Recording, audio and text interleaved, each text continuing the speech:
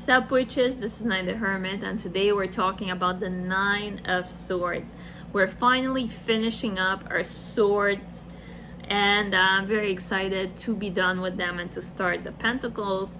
If you have paid attention to any of my videos, you can see that I'm wearing the same clothes. So I pre-recorded the swords videos in advance because I just want to get done with these swords cards. I don't want to suffer anymore, and just looking at them is enough for me. The Nine of Swords. So this card, first of all, usually it's a card of anxiety and nightmares. You cannot fall asleep. You're like overthinking and scared, and maybe you're even crying like that in your bed. First of all, when I was coloring this card, I finally realized that the person in this card has short hair, and I have a feeling it could be even a man. Because at first, I don't know why, maybe it was the roses on his blanket, but I thought this was a woman. I don't know why, but now I just looked and the hair is short, so it could be anybody. It could be an older person, it could be a woman, a man. Like, now it represents many things for me, as before I was just seeing that it was a woman. I don't know why. So let's take a look at some of the keywords from the tarot coloring book. I'm just going to pick at some of the things without reading you the whole thing. Some worry, obsessive thinking, nightmares, sleepless nights. And if we go to the ultimate guide to the Rider-Waite tarot about this card, here also I highlighted a bunch of things in this book. So let me read first some parts of the summary for this card. The middle of the night, you are startled out of sleep, nightmares, undigested thoughts. Get up and work out what you can do about it.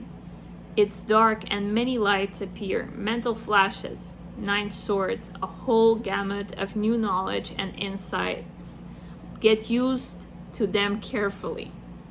Look at the roses. Here there's something as a summary of the card for love and relationships. Look at the roses in the image. Your soul is made to bloom and grow.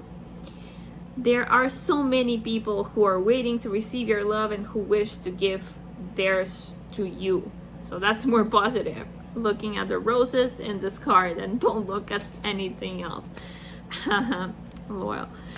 The figure's position or pose. A scene of sudden awakening, a shock, darkness, or illumination.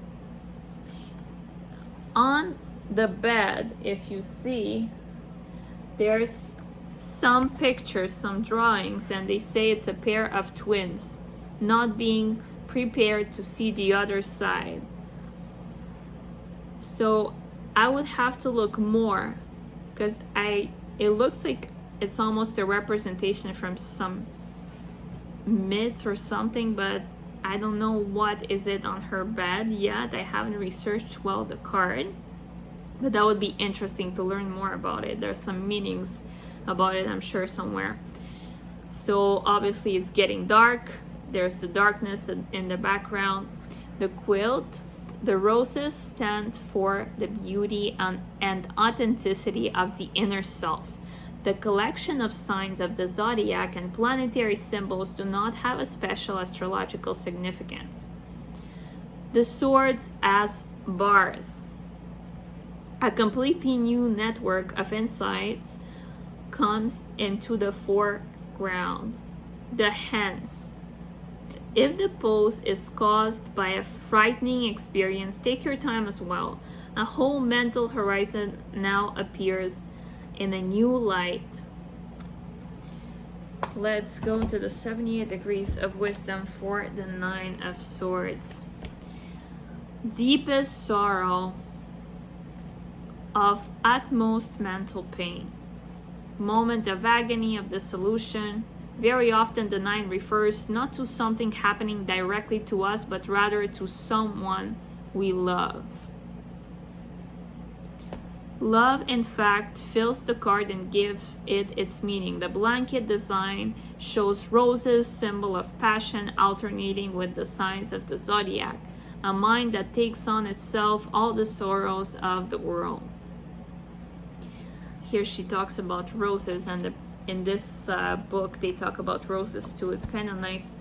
And if we go to the reversed meanings, so reversed, I don't know where I learned that, it was in one of my videos, but when you look at the reverse, look at what has changed in the card. So for me, when I was looking at the reversed version of this card, I really see the roses at the top, and to me it just gave me some peace and some reassurance that things will be okay afterwards, because the roses were at the top, and the blanket is something warm and cozy, and it's just nice, and at the end it just felt like it would be a good night of sleep instead of a night where you're worrying and you're anxious like crazy. So I saw this card when it was reversed as better and more positive. But let's see from the 78 degrees of wisdom, what will they say?